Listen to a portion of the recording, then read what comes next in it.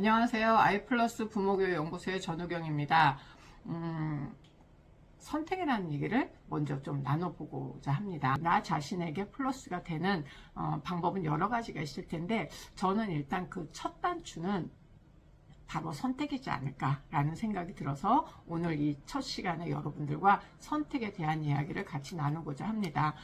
여러분들께서 내 마음대로 할 거야, 내 마음대로도 못해, 이런 식으로 얘기를 많이 하는데, 사실은 내 마음대로 할 거야 라고 하지만 아무도 저한테 뭐라고 안 하고 강요하지 않는데, 내 마음대로 하지 못하게 하는 한 가지 굉장히 큰 방해 요인은 바로 저 자신일 때가 많이 있더라고요. 내 마음인데 내 마음조차도 제 마음대로 하기가 쉽지 않은 현실이 꽤 많이 있는 것 같아요. 여러분들은 어떠세요? 여러분들 마음 내 마음대로 하기 수월하신가요? 할만하신가요? 어떠세요? 그러시면 너무너무 다행이고요. 부럽습니다. 그런데 그럴 때도 있긴 한데 참 이해 안 될 정도로 내 마음조차도 내 마음대로 안 될 때가 나도 있어요. 내 마음대로도 안 되는 내 마음, 진짜 알다가도 모르겠는 내 마음, 알쏭달쏭 내 마음인데 어떻게 하면 좋을런지 그 얘기를 이제 여러분들하고 나눠보도록 하죠. 우리는 하루에도 정말 많은 선택을 합니다. 불가에서 나온 내용에 의하면 하루에 5,000번을 이제 5,000번이 아니죠. 5만 번을 선택을 한다고 해요. 5만 번? 그렇게나 많이? 이렇게 생각이 드실 수도 있는데, 우리가 내가 그렇게 하루에도 많이 해 라고 의아한 이유는, 우리가 하는 선택은 매번 하나하나 신중하게 태어나서 처음 하는 선택인 것처럼 우리가 생각하는 그런 선택도 있긴 하지만, 그동안 해왔던 선택들, 많이 했던 선택들이 반복이 되는 경우도 꽤 많이 있기 때문에 실제로 우리가 하루에 5만 번이나 하는구나 라는 걸 자각하지 못한다라고 그러더라고요. 그런데 그런 선택 중에서 이렇게 무의식적으로 아침에 일어나면 양치질하고, 그 다음에 사람을 보면 인사하고, 배고프면 내가 좋아하는 음식에 먼저 손이 가고, 피곤하면 커피 한 잔 마시고 싶고, 근데 그 커피가 나는 달달한 믹스커피면 제일 좋더라 라는 식으로 이것저것 생각할 거 없이 그냥 무의식적으로 자동적으로 이루어지는 선택도 있는 반면에, 진짜 어떻게 하는 게 좋을까? 이렇게 하는 게 좋을까? 저렇게 하는 게 좋을까? 하면서 진지하면서 고민하게 되는 선택도 있는데요. 지금 우리가 얘기하는 것처럼 그런 고민들이 모여서 우리들이 사는 오늘 하루, 그리고 내일 또 하루가 될 텐데요. 우리들이 실제로 그렇게 진지하게 잘 생각해서 어떻게 하는 게 제일 좋을까? 라고 고민하는 순간을 또 이렇게 딱 살펴봤더니, 좀 어떻게 하는 게 좋을까? 하면서 다양한 상황을 다 고려해서 면밀하게 원인과 결과를 예상해 보면서 최선의 선택을 하는 경우도 있는데, 의외로 우리들이 하는 선택에는 그렇게 따져서 가장 최적의 결과를 가져올 수 있는 선택을 하는 경우보다는 나도 모르는 사이에 하는 익숙한 선택이 훨씬 더 많이 있다고 합니다.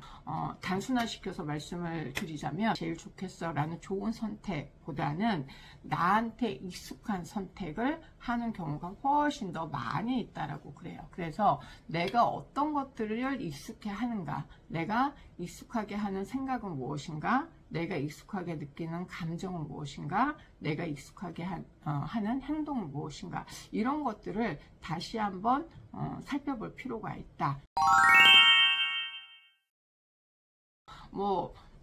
여러분도 오늘도 아마 그런 선택을 하시지 않으셨을까 싶어요. 많이 하셨을 것 같은데, 점심 식사를 드시러 가실 때 뭐 드실래요? 했을 때 여기 한식집이니까 나 김치찌개 먹을까? 아니면 된장찌개. 난 된장찌개가 입맛에 더 맞더라. 아니야, 나는 점심에는 좀 시원하게 입맛 도는 산뜻한 거 먹고 싶으니까 나는 그냥 막국수 먹을래 하면서, 그동안 내가 지금까지 살아오면서 요런 때는 나는 이런 것들을 했을 때 더 좋더라, 나한테 그게 더 잘 통하는 익숙한 여러 번의 경험이 있었기 때문에 나는 그게 좋고, 피곤할 때는 나는 일단 잠을 자야 뭔가 피곤이 풀리는 것 같아 하는 분이 있는 반면에, 어떤 분은 피곤할수록 밖에 나가서 몸을 움직여야 제대로 회복이 되는 거야. 자꾸만 누워있으면 나중에는 좀 마음에 아쉬움이 남아서 나는 좀 피곤하면 무조건 나가요, 이런 식으로 말씀하시는 경우들 많이 보셨죠. 그만큼 각자에게 가장 좋은 선택이라는 것은 또 다른 의미로 보면 각자에게 익숙한 것들하고 대동소이하게 작용하는 경우가 많이 있습니다. 여러분들에게는 어떤 것들이 익숙한 것일까요? 짜장면이 더 좋으세요? 짬뽕이 더 좋으세요? 네. 어떠세요? 예, 그리고 또 여러분들 조금 좀 더 의미 있는 얘기를 해보자면, 몸이 편한 게 좋으세요? 마음이 편한 게 좋으세요? 두 가지 중에 어떤 거 먼저 하시겠어요? 하고 싶은 거 하시겠어요? 해야 될 거 하시겠어요? 하고 싶은 거 했을 때 마음이 더 편하세요? 아니면 해야 할 거를 해야 마음이 더 편하세요?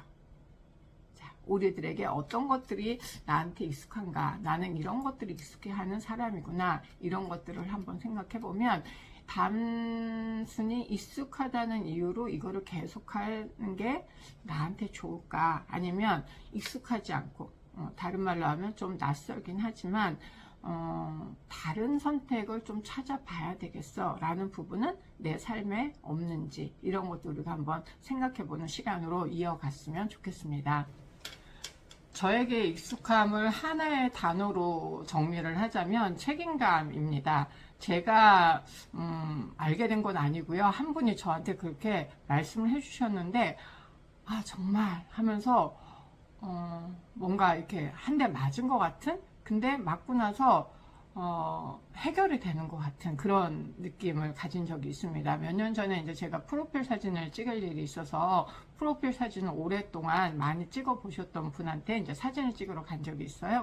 이제 사진을 찍어야 되니까 저를 이렇게 안고 뭐 웃어보세요, 뭐 고개 어떻게 해보세요, 이렇게 해가지고 이제 그분의 말씀에 따라서 이렇게 하는데, 한참 이렇게 몇 컷을 이렇게 찍으시다가 그분이 갑자기 좀 웃으시더라고요. 그래서 왜 그러세요? 그랬더니 선생님 첫째세요? 이렇게 물어보시는 거예요. 딴 때 같았으면은 제가 예, 첫째 맞아요. 저한테는 또 그게 익숙한 모습에서 누가 뭐 물어보면 고지고대로 말을 많이 하거든요. 근데 그날은 왜 그랬는지 어때 보여요? 그랬더니 첫째 같대요. 본인이 보시기에. 그래서 본인은 이제 사람들의 얼굴 사진을 많이 찍어서 사람들의 얼굴을 좀 잘 보는 편이다 라고 말씀하시면서 제 얼굴에 글씨가 써 있대요. 특히 여기 이마에 글씨가 써 있답니다. 물론 농담으로 하시는 말씀이겠죠. 그래서 제가 글씨요? 뭐라고 써 있어요? 하면서 이제 궁금해서 여쭤봤더니 세 글자, 책임감 이렇게 써 있대요. 그래서 제가 무슨 말씀을 그렇게 농담인 줄 알긴 하지만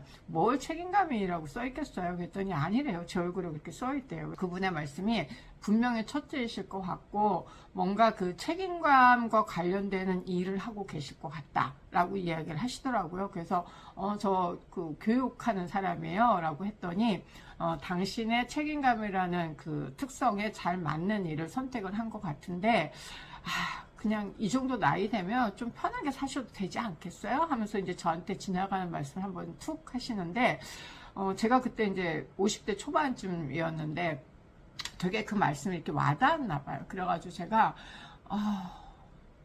예, 그랬으면 좋겠어요 라고 했더니 끝나고 나서 그분이 저 커피 잘 내리는데 커피 한잔 하고 가실래요? 하면서 커피 한 잔을 내려주신다고 해서 앉아서 처음 만나 뵌 분인데 한 서너 시간을 이 얘기, 저에게 이제 사람 사는 얘기, 각자가 어떻게 살아왔는지, 어떻게 살면 좋은지, 뭐 이런 얘기들을 아주 속 깊게 나누었던 시간이 있었습니다. 지금 생각해도 참 신기한 시간이었는데, 그분하고 얘기를 나누고 와서 저 머릿속엔 계속, 나는 책임감을 되게 중요시하는 사람이구나.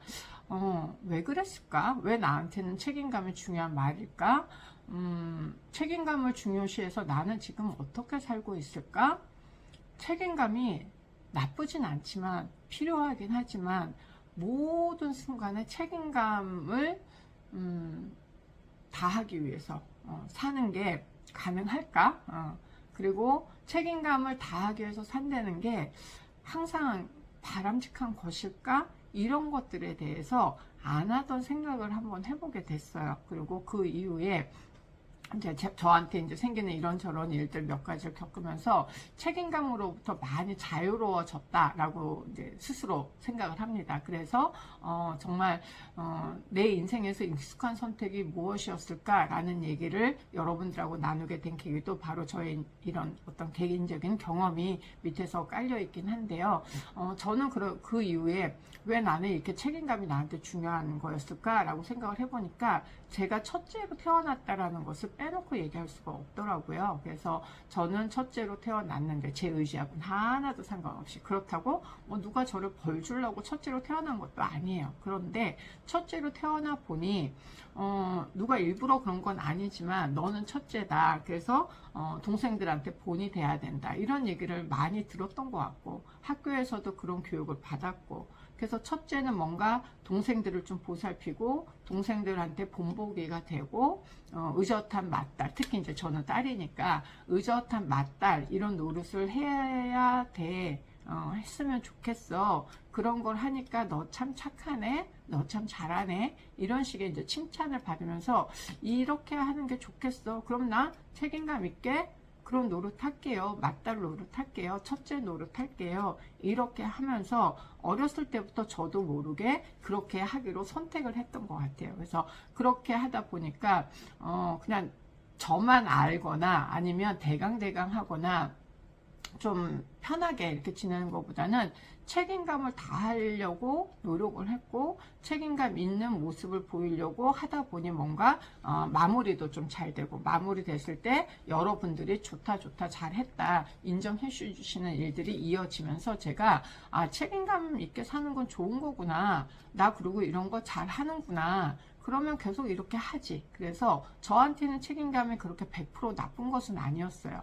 그런데 그게 유일한 줄 알고 살았던 것들이 내가 조금 너무 과하게 생각을 했구나라는 뒤늦은 이제 생각을 하게 됐었습니다. 그래서 여러분들이 제가 지금 이렇게 저의 에피소드를 말씀을 드리는 이유는 여러분들이 저의 어떤 이런 구체적인 에피소드를 한번 들어보시면서 저 사람은 그랬대는데 나는 어땠나, 뭐 이런 것들을 생각을 해보시기에 조금 수월하지 않을까 싶어서 제 말씀을 드리는 거니까 그런 맥락을 이해하시면서 여러분들한테 한번 적용을 해보시면 좋겠습니다. 여러분들한테는 어떤 것들이 가장 익숙한 선택을 하게 되는 기준 또는 선택의 어떤 명분, 근거로 작용하는지 한번 생각을 해보셨으면 좋겠어요. 그리고 지금도 그것이 여전히 같은 의미를 가지고 있나, 꼭 그래야 하나, 다른 것들은 없나, 이런 것들을 이제 우리가 생각을 하면서 그 다른 것들을 한번 생각을 해보려고 하는데, 이 익숙함이라는 게 그렇게 내가 해봤기 때문에, 한번 통했기 때문에, 내가 해봤으니까 나한테는 이게 통하던데요? 나 이게 확실하던데요? 그러니까 매번 그렇게 고민하고 싶지 않아요. 뭐 최선은 아니지만 그냥 확실한 안전함?